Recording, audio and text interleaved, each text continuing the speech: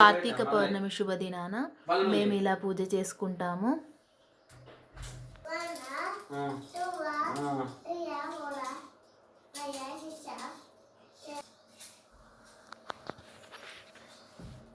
మా శ్రేయాన్ చేస్తున్నాడు.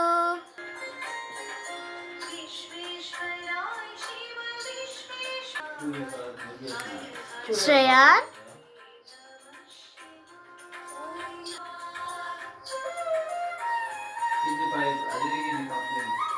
జయం తగ్గాలి. ఇలా మేము చేసుకుంటాం పూజా వత్తులు ముట్టించుకొని.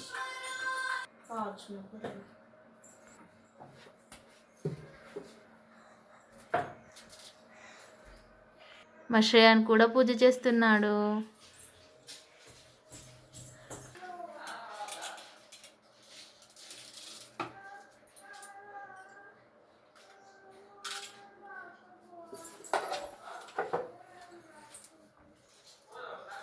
నమః శివాయ. ఓం నమః శివాయ.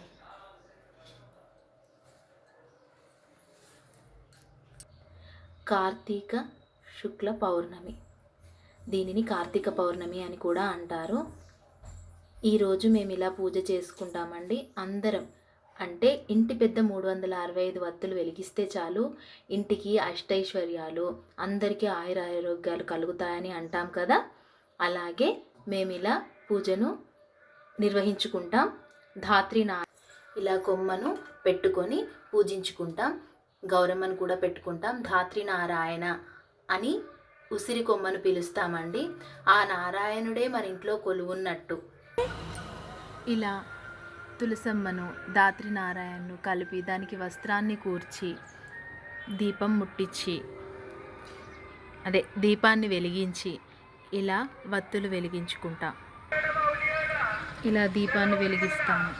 ఉసిరిక దీపం అలాగే ఒత్తుల దీపాన్ని వెలిగిస్తాము.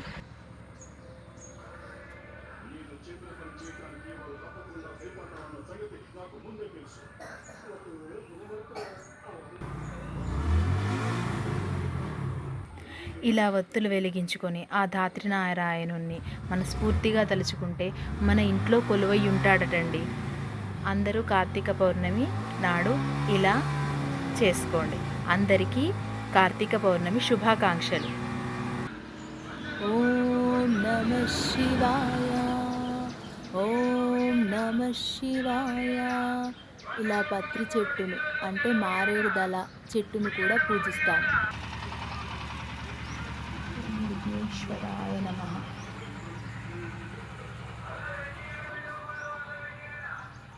ఇలా అందరం వత్తులు కాల్చుకొని హారతితో ముగిస్తాం. శ్రీ మహాలక్ష్మి మంగళ హారతి గై కొనవమ్మ. శ్రీ మహాలక్ష్మి ఎప్పుడు హరిపురమే నా తల్లి మా ఇంటికి. ఇలా కార్తీక పౌర్ణమి పూజ ముగిస్తాము. అందరికీ థ్యాంక్ యూ. మరొక్కసారి కార్తీక పౌర్ణమి శుభాకాంక్షలు. Thank you.